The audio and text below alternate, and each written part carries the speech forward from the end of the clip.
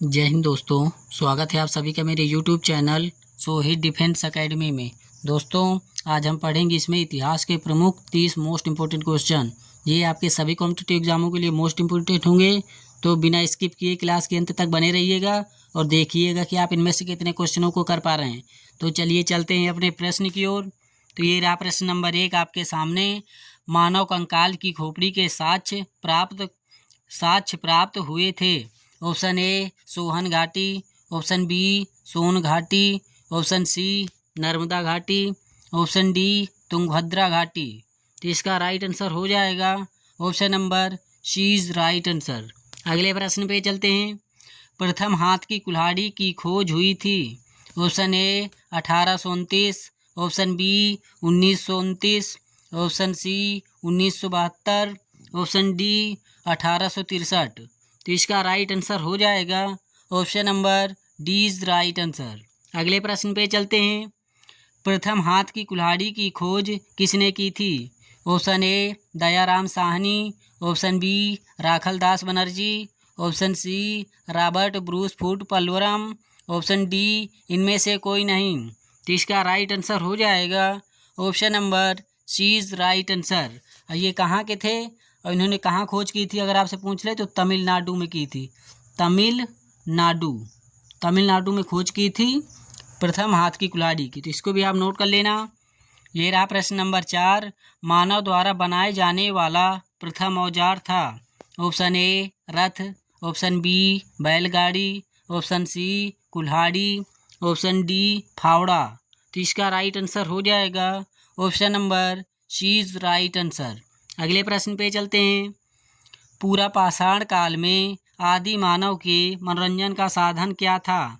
Option A नृत्य करना, option B शिकार करना, ऑप्शन सी कुत्ता पालना, ऑप्शन डी पशुपालन करना।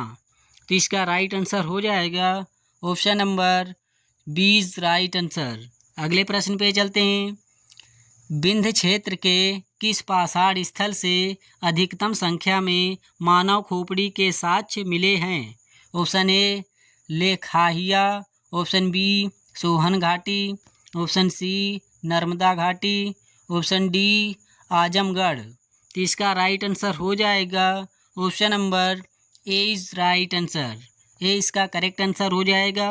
अगले प्रश्न पे चलते हैं। निम्न पाषाण काल के प्रमुख स्थल कौन से हैं। ऑप्शन ए नर्मदा घाटी, ऑप्शन बी सोन घाटी, ऑप्शन सी तुंगभद्रा घाटी, ऑप्शन डी सोहन घाटी एवं बोलन घाटी। तो इसका राइट आंसर हो जाएगा option number D is right answer. अगले प्रश्न पे चलते हैं। ये रहा प्रश्न नंबर 8। पत्थर के लघु उपकरण बनाए जाने के कारण मध्य पाषाण काल को क्या कहा गया था।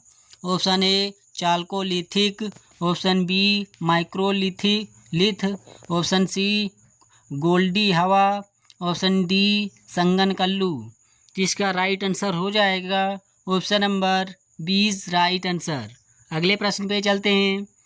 भीमबेटका कहाँ स्थित है। Option A Amritsar Punjab, option B Azamgarh Madhya Pradesh, option C Raisen Madhya Pradesh, option D Maidaha Uttar Pradesh. तो इसका राइट आंसर हो जाएगा option number C is right answer. अगले प्रश्न पे चलते हैं। ये रहा प्रश्न नंबर 10। बी एस वाकाड़कर द्वारा वर्ष 1950 में खोजा गया भीमबेटका प्रसिद्ध है। ऑप्शन ए युद्ध, ऑप्शन बी शैलचित्र, ऑप्शन सी स्थापत्य कला, ऑप्शन डी साहित्य कला। तो इसका राइट आंसर हो जाएगा option number B is right answer. अगले प्रश्न पे चलते हैं। आग की खोज किस काल में हुई थी। ऑप्शन ए निम्न पाषाण काल, ऑप्शन बी मध्य पाषाण काल, ऑप्शन सी पूरा पाषाण काल, ऑप्शन डी ऐतिहासिक काल। तो इसका राइट आंसर हो जाएगा दोस्तों option number C is right answer. अगले प्रश्न पे चलते हैं। तीर कमान की खोज किस काल में हुई थी। ऑप्शन ए मध्य पाषाण काल, ऑप्शन बी नवपाषाण काल, ऑप्शन सी पूरा पाषाण काल, ऑप्शन डी निम्न पाषाण काल। तो इसका राइट आंसर हो जाएगा option number A is right answer. अगले प्रश्न पे चलते हैं। मानव द्वारा पाला गया प्रथम पशु है। ऑप्शन ए घोड़ा, ऑप्शन बी हाथी, ऑप्शन सी कुत्ता, ऑप्शन डी बैल। तो इसका राइट आंसर हो जाएगा option number C is right answer. अगले प्रश्न पे चलते हैं। मध्य पाषाण काल में पशुपालन का प्रथम साक्ष्य कहाँ से मिला था। Option A Azamgarh Madhya Pradesh, option B Mehrgarh Pakistan, option C Sanganakallu Karnataka, option D Koldihwa Uttar Pradesh. तो इसका राइट आंसर हो जाएगा दोस्तों option number A is right answer.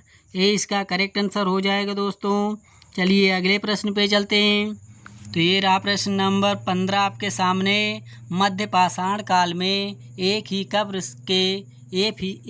कब्र में, यहाँ के की जग के नहीं होगा, एक ही कब्र में 300 के साक्ष्य प्राप्त हुए हैं। Option A Mehrgarh Pakistan, option B Burzahom Jammu Kashmir, option C Sarai Rai Nahar Uttar Pradesh, option D Mahdaha.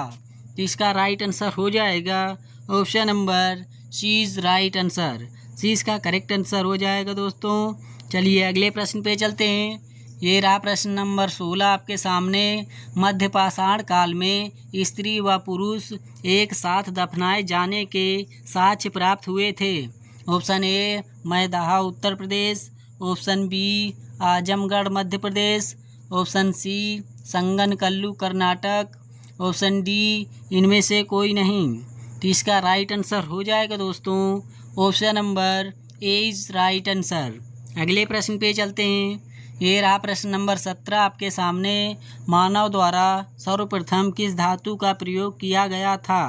Option A सोना, ऑप्शन बी चांदी, ऑप्शन सी तांबा, ऑप्शन डी आयरन। तो इसका राइट आंसर हो जाएगा दोस्तों option number C is right answer. अगले प्रश्न पे चलते हैं। ये रहा प्रश्न नंबर 18। कृषि का प्राचीनतम साक्ष्य प्राप्त हुआ है। Option A Azamgarh, option B Sarai Rai Nahar, option C Mehrgarh Pakistan, option D Burzahom Jammu Kashmir. तो इसका राइट आंसर हो जाएगा दोस्तों option number C is right answer. अगले प्रश्न पे चलते हैं। ये रहा प्रश्न नंबर 19 आपके सामने। धान की खेती के प्राचीनतम साक्ष्य प्राप्त हुए थे। Option A Koldihwa Uttar Pradesh, option B Sanganakallu, option C Maidaha, option D Azamgarh. तो इसका राइट आंसर हो जाएगा option number D is right answer. अगले प्रश्न पे चलते हैं। तो ये रहा प्रश्न धान की खेती के साक्ष्य कहाँ से प्राप्त हुए थे। तो इसका राइट हो जाएगा दोस्तों कोल्डी हवा। कोल्डी हवा इज राइट आंसर होगा दोस्तों। इसका धान की खेती के प्राचीनतम साक्ष्य कहाँ से मिले थे तो कोल्डी हवा से मिले थे। तो इसको भी आप नोट कर लेना। चलिए अगले प्रश्न पे चलते हैं। ये रहा प्रश्न नंबर 20 आपके सामने। कपास की कृषि का प्राचीनतम साक्ष्य प्राप्त हुआ था। ऑप्शन ए सराय Rai Nahar, option B कंगनकल्लू, option C बुर्ज होम, ऑप्शन डी मेहरगढ़। तो इसका राइट आंसर हो जाएगा दोस्तों option number D is right answer. D इसका करेक्ट आंसर हो जाएगा। चलिए अगले प्रश्न पे चलते हैं। ये रहा प्रश्न नंबर 21। मानव द्वारा सर्वप्रथम प्रयोग किए जाने वाला अनाज कौन सा है। ऑप्शन ए चावल, ऑप्शन बी गेहूँ, ऑप्शन सी जौ, ऑप्शन डी दाल। तो इसका राइट आंसर हो जाएगा option number C is right answer. अगले प्रश्न पे चलते हैं। किस युग को चालकोलिथिक युग भी कहा जाता है। ऑप्शन ए नवपाषाण काल, ऑप्शन बी ताम्रपाषाण काल, ऑप्शन सी उच्च पाषाण काल, ऑप्शन डी पूरा पाषाण काल। तो इसका राइट आंसर हो जाएगा option number B is right answer. दोस्तों अगर वीडियो पसंद आ रहा हो तो आप मेरे चैनल को सब्सक्राइब कर लीजिए, लाइक कीजिए, कमेंट कीजिए और अपने दोस्तों में भी शेयर कीजिए। तो दोस्तों इतनी मेहनत आपके लिए हम कर रहे हैं, तो आपका भी कुछ फ़र्ज़ बनता है कि हमें कुछ मोटिवेट करें। तो आप मोटिवेट के ज़रिए हमें कमेंट कीजिए और हमारे चैनल को शेयर कीजिए। तो दोस्तों इतना तो आप कर ही सकते हैं। चलिए चलते हैं अगले प्रश्न पे। ताम्रपाषाण कालीन संस्कृति मूलतः कौन सी है? ऑप्शन ए ग्रामीण, ऑप्शन बी शहरी, ऑप्शन सी नगरी, ऑप्शन डी इनमें से कोई नहीं। तो इसका राइट आंसर हो जाएगा option number A is right answer. अगले प्रश्न पे चलते हैं। जारवे संस्कृति का प्राचीन नाम क्या था? Option A microlithic, option B Tamravati, option C Lilavati, option D यह सभी। तो इसका राइट आंसर हो जाएगा ऑप्शन नंबर 20 राइट आंसर। अगले प्रश्न पे चलते हैं। ये रहा प्रश्न नंबर 25। कंस मेले का आयोजन कहाँ किया जाता है? Option A Tamil Nadu, option B Gujarat, option C Mathura, option D Orissa. इसका राइट आंसर हो जाएगा option number C is right answer. अब मथुरा किस राज्य में पड़ेगा? तो यूपी में पड़ेगा, उत्तर प्रदेश में पड़ेगा। तो इसको भी आप नोट कर लेना। ये रहा प्रश्न नंबर 26। माघ मेला किस स्थान पर आयोजित होता है? Option A Meerut, option B Prayagraj, option C Lucknow, option D Kanpur. इसका राइट आंसर हो जाएगा ऑप्शन नंबर 20 राइट आंसर। 20 का करेक्ट आंसर हो जाएगा। अगले प्रश्न पे चलते हैं। चैत्र माह में रथ मेला कहाँ आयोजित किया जाता है? Option A Vrindavan Mathura, option B Prayagraj, option C Varanasi, option D Haryana. इसका राइट आंसर हो जाएगा option number A is right answer. A इसका करेक्ट आंसर हो जाएगा। अगले प्रश्न पे चलते हैं। पुष्कर मेले का आयोजन कहाँ किया जाता है? Option A Tamil Nadu, option B Varanasi, option C Haryana, option D Ajmer Rajasthan. तो इसका राइट आंसर हो जाएगा option number D is right answer. अगले प्रश्न पे चलते हैं।